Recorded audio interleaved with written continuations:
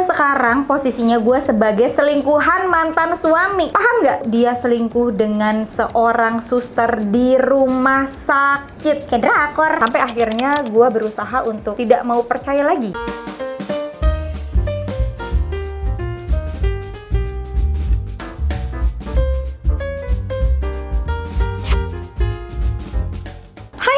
Welcome back to my channel, Asik. Hey, apa kabar semuanya? Balik lagi di channel Rachel Godard.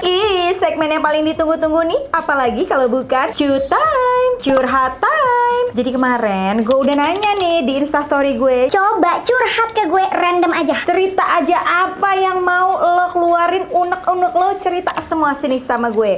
Gemes-gemes nih ceritanya. Penasaran? Jempolnya mana? Jempolnya mana? Like dulu dong videonya, abis itu subscribe dan share ke seluruh sosial media yang kalian punya. And now let's move on to the video. Halo Mbak Rachel Godard, bisa dibilang aku penggemar cutaimu. Udah 2 tahunan ini aku selalu nontonin semua video-videomu. Kirain hanya sebatas hiburan, sampai akhirnya aku merasakan jadi korban perselingkuhan. Awalnya aku dan suami bisa dibilang pasangan goals deh. Sama-sama dokter, pacaran 1 tahunan, sinamot lancar, Langsung nikah. Oh, orang Batak nih. keluarga baik-baik dan bahagialah pokoknya. Sampai akhirnya aku tahu dia selingkuh dengan seorang suster di rumah sakit. Kayak drakor. Hancur banget hatiku mbak. Dia sih ngakunya belum pernah sampai bersetubuh sampai masuk karena nih suster masih perawan. Wow, Tel lu ya nanya-nanya interogasi laki lo ya. Oke, aku berusaha untuk memaafkan dan menganggap ini hanya hilaf. Tapi sudah 2 tahun berjalan, aku masih sakit. Rasa benci, dendam itu tetap ada. Yang aku kira sudah sembuh. Banyak yang saranin aku untuk kami punya anak biar fokus ke anak kami, bukan ke perselingkuhan suami yang pernah dia lakukan. Sekian cerita saya mbak, saya butuh jawaban. Hai mbak yang curhat ke gue, atau lo yang lagi ada di posisi kayak mbaknya, korban perselingkuhan. Gue tahu sih, sebenarnya lo udah tahu apa yang harus lo lakuin, lo udah tahu jawabannya, tapi kayak butuh seseorang buat ngedorong lo untuk kayak bikin lo, iya emang harus kayak gitu. ya kan lo juga tahu yang namanya sakit hati, perasaan hancur, diselingkuhin, disakitin itu Gak bisa sembuh gitu aja. bahkan lo butuh waktu berbulan-bulan, bertahun-tahun untuk nyembuhin rasa sakit hati lo. Coba deh kalau lo memang butuh pertolongan, lo bisa datang ke psikolog atau ke psikiater, bukan buat bikin lo baik-baik saja sama suami lo, tapi untuk bikin lo itu bisa memaafkan diri lo sendiri dulu. Nih, itu paling penting. Kalau ngomongin batas perselingkuhan tuh kayaknya nggak ada satu acuan yang bisa dijadiin patokan gitu. Ada nih orang yang bilang kalau texting aja nih, chatting-chattingan itu udah selingkuh. Atau Udah ngapus chattingan dari cewek yang lo suka padahal lo lagi in relationship atau lo sudah menikah, itu namanya selingkuh. Ada. yang harus sampai bobo bareng dulu nih, baru lo tahu dan sadar, oh dia tuh selingkuh. Kalau chatting-chattingan tuh nggak selingkuh. Ada juga. Yang kalau sampai punya anak dulu, baru lo sadar kalau pasangan lo tuh selingkuh. Gitu, atau lo sendiri yang selingkuh. Nah, masalahnya orang yang selingkuh kayak gini selalu dianggap tuh hilaf. Nggak mungkin sayang, yang namanya selingkuh tidak hilaf. Tidak yang namanya lo nggak sengaja. Nggak mungkin lo sengaja. Lo chatting, lo ngomong-ngomong manis, lo bobok bareng, emangnya lo ngigo, lo ngelindur kan? Enggak. Lo pasti sadar ya kan, jadi nggak ada tuh kata hilaf selingkuh tuh. Buat gue ya, yang namanya memaafkan itu ya udah cuma sekedar memaafkan. Ingat ya, memaafkan bukan berarti menerima kembali orang yang udah pernah nyelingkuhin lo. Apalagi berencana punya anak, sayang. Coba deh lo pikirin, kalau lo jadi anak lo nih ya, apa lo mau punya orang tua yang punya permasalahan perselingkuhan dan punya bapak yang pernah selingkuh atau suka selingkuh? Mau? Lo mau anak lo jadi korban toxic parents? Mau anak lo tuh berkali-kali mesti ke psikolog cuman gara-gara lo malah merencanakan punya anak daripada menuntaskan masalah lo sendiri? That's not fair. Dalam hidup gue yang udah 38 tahun ini, baru kali ini merasakan hidup yang gila banget. Kenapa nih? 5 tahun lalu gue bercerai dengan mantan suami. Masalahnya dia berkali-kali selingkuh dengan teman kantornya. Nah, apa sih? Ini baru cerita awal udah ngomongin perselingkuhan. Membuat batin ini bergejolak sebagai duta anti perselingkuhan. Kayaknya bawaannya emosi nih. Oke, kita baca dulu ya. Iya, ini tuh orang yang sama. Gilanya lagi nih, ini pelacur pakai hamil. Jadilah kita pisah dan mereka menikah. Gue udah ikhlas. Justru hidup sebagai janda ini menyenangkan, bisa dating sana sini. Hi. Lucunya gue sekarang ngedate sama mantan suami gue lagi. Gimana? Gue merasakan adrenalin yang luar biasa sama dia. Semacam CLBK.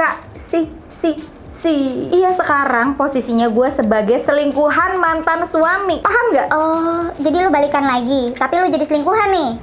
Dan si mantan suami juga bilang, seandainya kita punya adrenalin kayak gini, mungkin dia nggak akan selingkuh. Rada gila kan hidup gue, tapi jujur gue nikmatin banget. Oh, paham sih. Ini tuh kayaknya mantan suami lo rada sampah ya. Emang sukanya tuh adrenalin gitu, sukanya tuh selingkuh, nggak suka untuk setia sama satu pasangan, enggak gitu kan.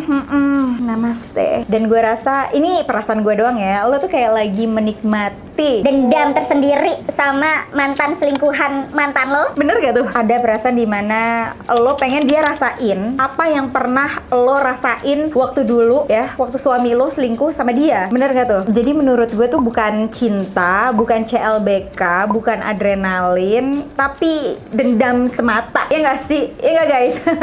Nggak tahu nih, menurut lo gimana? Coba dong komen di bawah. Halo Courage, mau curhat nih. Aku sebentar lagi mau nikah kan kak. Tapi ya gitu deh, namanya mau nikah tuh cobaannya banyak. Emang iya guys? Coba dong kasih tauin. Emang iya yang namanya mau nikah tuh cobaannya banyak? Coba cerita yang udah pernah mau nikah, terus cobaannya apa aja? Komen. Aku udah pacaran lama dari SMK. Baik banget sama aku dan keluargaku. Tapi posesifnya itu loh nggak kuat banget deh aku. Tiap menit harus PAP.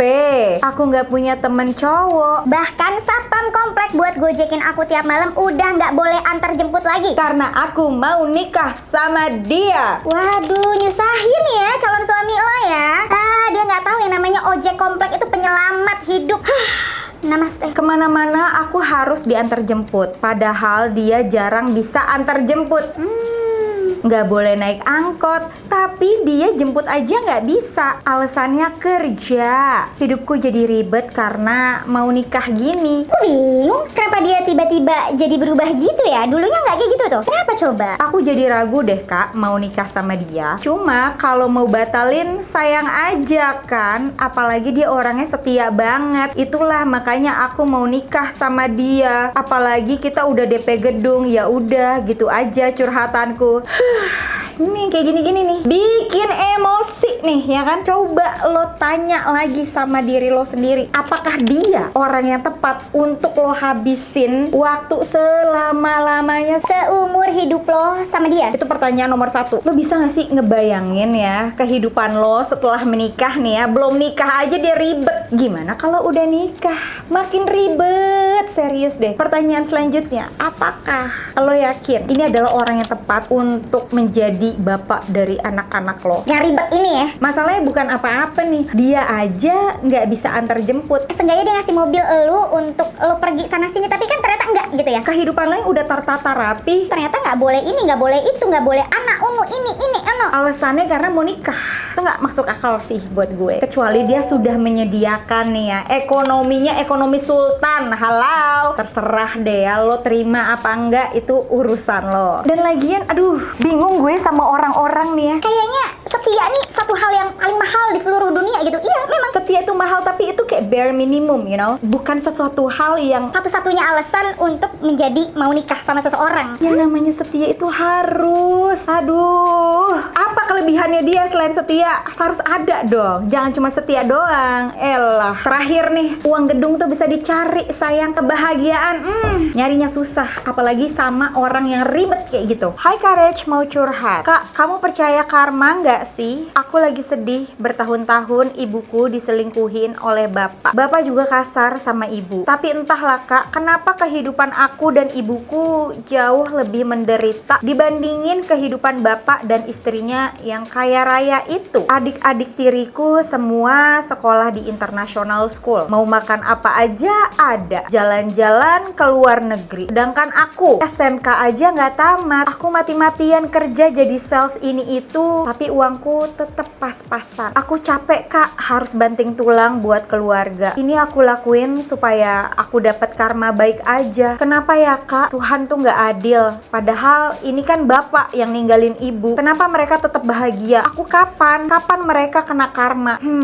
Berat nih. Gimana ya guys ya? Dulu gue juga percaya sama karma sampai pada akhirnya gue melihat orang yang menyakiti gue tuh nggak dapat karma gitu. Hidupnya baik-baik aja, hidupnya tenang-tenang aja. Nggak ada tuh ngerasain apa yang gue rasain, padahal dia yang jahat sama gue. Tapi gini, ketika kita nungguin karma, terutama karma buruk ya, kepada orang yang udah nyakitin kita, itu jadinya kita fokus sama hal itu, bukan fokus sama diri sendiri. Makanya ada yang namanya perasaan iri hati. Jujur, itu memang pasti ada. Kesel gitu. Lu yang nyakitin gue, lu yang ninggalin gue, lu yang kasar sama keluarga gue, sama ibu gue. Kenapa lu yang bahagia, gue yang enggak? Itu akan menjadi big question. Dan gue pernah ngalamin hal itu. Sampai akhirnya gue berusaha untuk tidak mau percaya lagi dengan karma. Gue cuman percaya ketika orang itu nyakitin gue tidak berharap lagi dia mendapatkan karma buruk. Gue nggak mau kehidupannya merasakan apa yang gue rasain, seperti apa yang dia lakuin ke gue ya. Tapi ketika hal itu terjadi ya, hidup gue tuh jauh lebih tenang. Asli, hidup gue tuh kayak lebih damai gitu. Gue nggak peduli sama dia, tapi gue fokus sama diri sendiri, fokus sama penyembuhan luka di hidup gue. Ketika di tahap ini lo tuh udah nggak kepengen lagi dia dapet karma buruk. Dan begitu juga dengan karma baik. Ketika gue berbuat baik sama orang, misalnya menolong keluarga gue atau menolong seseorang, gue udah tidak mau lagi menaruh di pikiran gue, oh nanti suatu saat gue akan dapat timbal balik dari perbuatan baik gue ini. Enggak, udah lupain aja. Kalau lo udah berbuat baik sama orang, udah lupain, jangan inget-inget. Udah, kalau memang nanti ada tiba-tiba lo dapat rezeki, dapat karma baik, anggap aja itu bukan dari perlakuan lo di masa lalu. Anggap aja itu memang your blessing at the time. Itu adalah memang rezeki lo di situ. Karena kalau misalkan ngitung-ngitungin karma, nggak enak. Hidup tuh nggak tenang. Ini pengalaman gue pribadi ya. Gimana menurut lo guys? Gue tanya dulu nih sama teman-teman. Menurut lo gimana? Coba deh komen di bawah. Kak, gue lagi keinget zaman SMA dulu tuh musim tawuran di mana-mana. Dulu SMA gue salah satu yang bandel dan suka berantem sama sekolah yang sebelahannya sama sekolah gue. Ributnya karena suka selek dan konflik di kantin. Karena kantinnya tuh nyatu antara dua sekolah. Oke. Jadi kadang suka ada rasis-rasisan. Dia pulang sekolah ada aja tuh yang nungguin di gerbang atau berantem di belakang sekolah. Anak cowok di sekolah gue selalu pulang dengan luka-luka. Dan parahnya diperpanas dengan guru-guru antar sekolahnya juga yang suka beda pendapat.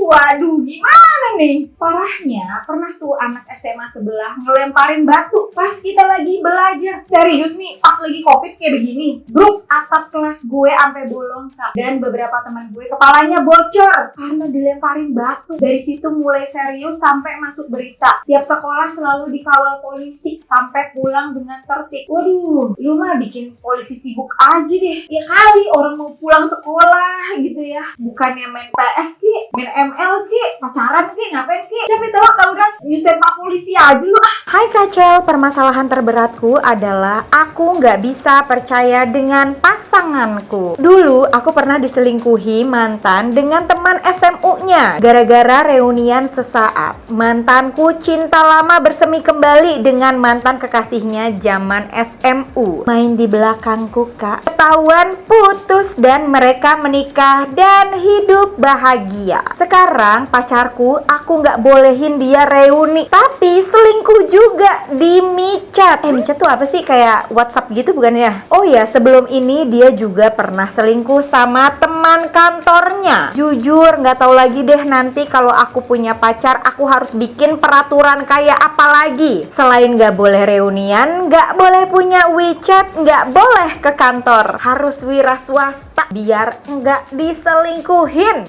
Orang mah ya kalau mau selingkuh tuh ya selingkuh aja. Mau punya micet kek, mau nggak punya micet kek, mau reunian nggak reunian, orang yang namanya mau niat selingkuh Ya selingkuh aja, tapi ada juga orang yang tidak mau selingkuh selingkuh. Walaupun dia punya micet, pergi kerja tiap hari ke kantor, reunian sama teman-teman ya. Nggak selingkuh bisa. Dulu nih gue inget banget, awal-awal ada Facebook ya kan. Semua orang tuh pada bilang, Facebook itu laknat soalnya bikin orang pada selingkuh. yelah, dari sebelum zaman ada Facebook, orang mah selingkuh banyak. Cuman gara-gara Facebook, Selingkuhnya jadi ketahuan.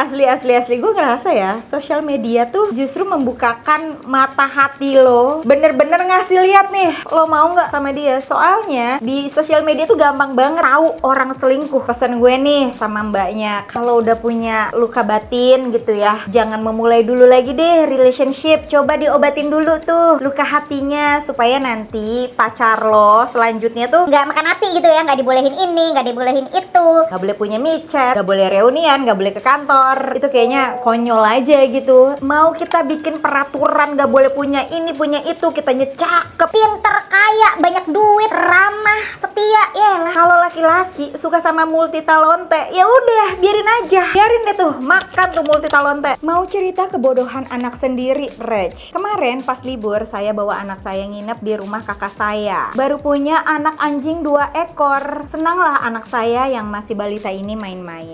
Besoknya pas saya lagi nyuci baju, kok anak saya diem aja, nggak ada suaranya. Tahu banget nih kalau ibu-ibu lagi asik melakukan sesuatu terus denger Suara anaknya itu biasa, itu pasti bakal dicuekin. Tapi kalau udah nggak dengar apa-apa ya, anaknya udah nggak ada suara apa-apa, itu kekhawatiran mulai terjadi. Taunya kak, dia ikutan nyuci, tapi nyuciin anjing-anjing. Ampun ya, tuh anjing dimandiin pakai deterjen juga. Pantasnya sebelumnya dia mintain tuh deterjen, kirain mau bikin balon-balonan. Taunya buat mandiin anjing sampai berbusa. Ya ampun, langsung saya mandiin anjingnya dan berdoa semoga nggak ketahuan kakakku dan nggak sakit kulit. Waduh. Kacau, gue lagi bingung banget nih sama bestie kantor baru gue yang ternyata pecinta shisha garis keras. Oke, dia tuh nggak pernah ngerokok, nge-vape, tapi adik banget sama shisha. Katanya shisha lebih enak gitu, sensasi nyedotnya bikin relax. Udah gitu, shishanya nggak bikin rambut sama badan bau kayak rokok. Kalau nongkrong ke kafe atau restoran di Jakarta harus banget ada shishanya. Ini permasalahannya di mana? Tolong. Bahkan di rumahnya pun ada. Dia sering ngabisin duit buat nyobain shisha di luar negeri. Dan favoritnya tuh di Turki. Sebelum pandemi dia bisa 3 kali ke Turki setahun. Oh, sultan nih kayaknya. Di sana katanya lebih kerasa rempahnya. Vibe sama rasanya jadi bener-bener blend well cenah. Sekarang gara-gara pandemi dan bisnisnya sempet down, dia sampai suka ngutang-ngutang ke gue buat ke kafe Arab buat shisha doang. Salah sih ini ya. Gimana ya yang namanya kebutuhan tersier. Ya, tolonglah jangan suka minjem uang gitu ya ke teman, ke saudara, ke siapapun. Usahalah sedikit. Kalau emang gak punya uang gak usah dipaksa, sayang. Ya, samsu aja samsu, udah. Kayaknya ini pengalaman tergila yang pernah aku punya, Kak. Zaman SMA aku pernah punya teman yang lahiran di UKS sekolah. Jadi ceritanya teman aku tuh emang kurang mampu dan kurang diperhatiin sama ortu sampai disuruh ngamen dari kecil. Temanku jadi bandel, Kak, gaulnya sama yang gak bener, padahal dia teman yang baik dan loyal. Singkat cerita, pas SMA dia masih suka ngamen dan pernah pacaran sama temennya yang bisa dibilang baik sih. Tiba-tiba di sekolah dia jadi pendiam, terus suka pakai jaket oversize, sering juga absen sakit. Pokoknya akademisnya tuh kacau dan hampir di DO. Suatu hari lagi UTS, dia tiba-tiba ke WC. Anehnya dia nggak balik lagi padahal udah sejam. Pas guruku ngecek ke WC, dia udah nangis-nangis dan toiletnya penuh darah. Guruku baru lihat perut temenku yang buncit dan langsung tahu kalau dia lagi hamil. Nunggu ambulans pun datangnya lama karena jauh. Akhirnya dia dibawa ke UKS dan melahirkan di tempat. Satu sekolah auto panik. Tapi untungnya guru-guruku sigap dan bisa bantu sampai akhirnya lahirannya lancar. Sekarang anaknya udah gede dan dia udah jadi ibu yang baik karena selalu banyak yang bantuin dia, Kak. Hai Mbak, aku mau cerita pengalaman kecopetan sebulan lalu. Jadi aku naik angkot mau ke kantor. Karena nggak jauh-jauh banget, jadi aku nggak mau naik ojol. Terus ada bapak-bapak yang kayaknya emang udah komplotan tuh. Satu orang dari mereka duduk di sebelah kananku, dua lainnya di depanku. Oh oke, jadi lu kayak diapit gitu ya. Tiba-tiba di sebelahku heboh seolah-olah kakinya kram. Heboh banget pokoknya, teriak-teriak sambil meronta megangin kakinya. Satu pria lain di depanku ikutan heboh, kayak kebingungan menenangkan pria di sebelahku. Nah, satu lagi yang masih kuingat jelas mukanya, pas duduk di depanku tiba-tiba nyalain rokok dan dengan sengaja ngeluarin asapnya yang banyak sampai ke mukaku. Oh, jadi kayak saling bekerja sama nih ya. Aku yang kalau kena asap rokok langsung sesak dan pusing, jadi fokus mengipas-ngipas asap dan gak fokus sama pria di sebelah. Kejadian berikutnya tiba-tiba pria di sebelah sembuh, nyetop angkot dan mereka bertiga turun. Lalu ibu-ibu di deretanku kebingungan mencari dompet. Dompetnya hilang. Aku spontan buka tas dan dompetku juga hilang. Wah, padahal duitnya buat bayar utangku, Mbak E. Aduh. Supaya gue jadi inget tau gak sih? Zaman ya gue susah dulu nih, zaman kuliah nih ya kan, kuliah sambil kerja. Tuh gue naik angkot tuh ya, dari Plaza Jemaat Gani mau kuliah gue di Kebon Sirih. Naik Metro Mini 15 yang warna oranye jurusan Setiabudi Tanah Abang kalau nggak salah ya. Itu udah terkenal banget, banyak copet di situ. Tapi kan gue nggak punya pilihan lain. Zaman dulu belum ada ojol, mobil juga nggak ada, ya kan? Hidup zaman itu tuh kayak berat banget nih. Jadi lo mesti nyetopin angkot, terus stop lagi, naik bus lagi, terus naik ojek lagi, pokoknya gitu deh. Gue kan karena udah sering banget naik si Metro Mini 15 ya kan. Gue udah tahu nih orang-orang yang suka nyopet, Orang-orang yang suka ngamen itu udah hafal mukanya. Suatu saat gue mau naik ya kan, udah naik ke atas ngelihat sepi nih Metro Mininya. gue lihat-lihatan sama abang yang suka nyopet, ya kan? Itu gue bingung antara gue duduk atau gue turun nih. Kalau gue duduk mungkin gue bisa ke kampus, tapi gue masih dicopet nih. Soalnya nggak ada orang lain lagi yang ada di dalam Metro Mini itu. Kalau gue turun nggak jadi naik, gue pasti telat. Gue nggak kuliah dan nilai gue tuh dipertaruhkan. Pas tatap-tatapan ya kan sama tuh abang copet, jeng jeng jeng jeng jeng jeng jeng jeng. Si abang copet cuma bilang, naik aja kau, nggak akan ku copet kau, miskin. Wow lo bang. Makasih bang, gue gila loh. Di saat itu gue sangat bersyukur kalau gue gak punya duit dan dia tahu gue tahu dia copet. Waduh, gitu deh guys. Lanjut ya cerita yang lain. Ini cerita tanteku yang dulu kerja sebagai TKW di Singapura kak. Jadi dulu dia kerja sama orang asal Aussie. Udah berkeluarga dengan satu anak. Gak ada yang aneh 3 bulan kerja di sana. Tapi suatu hari pas ibu dan anaknya lagi ke park, bapaknya itu tiba-tiba mijet tanteku karena dia bilang imbalan buat dia sudah kerja keras ngurusin anak dan rumah tangganya. Ini najis, punya bos gatel kayak gitu, najis. Terus anehnya tuh bapak pas pijetin kaki tanteku, tiba-tiba jempol tanteku diisep dan dimainin dong. Takut, tanteku sempat nolak, tapi karena polos tanteku iyain aja. Dan setelah lapor ke agensinya, akhirnya tanteku dipindah tugaskan. Beli banget, sumpah beli banget, amit-amit. Ini kejadiannya sebelum pandemi, Reg. Libur lebaran gue ajak saudara-saudara ke Jakarta dari kampung biar jalan-jalan, kasihan di kampung melulu hiburannya kan cuma di kebun aja. Terus perdana tuh kita ke mall gede. Yah, adalah katroknya, tapi gue suruh jangan berisik ntar diketawain. Terus pas makan siang paman gue tuh kebelet BAB. Ya udah gue ajakin ke WC dan gue tungguin di luar. Beberapa lama tiba-tiba di WC ada alarm bunyi. Terus air pemadam kebakaran yang di langit-langit itu tiba-tiba ngocor. Udah kaget kirain ada kebakaran. Gak taunya paman gue bilang dia ngerokok di dalam WC sambil BAB. Aduh, paman. Dia emang kebiasaan kalau buang air harus sambil sebat. Bajunya auto kuyup, malu bedah.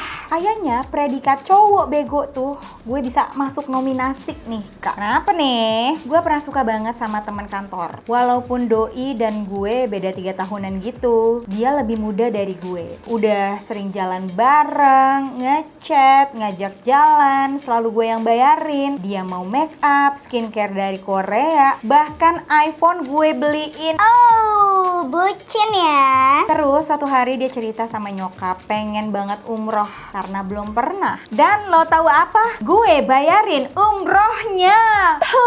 Wow, bukan kaleng-kaleng ya bucinnya ya. Bucin soleh nih kalau kayak gini. Nggak berapa lama abis dia umroh itu gue nembak lah. Bentar.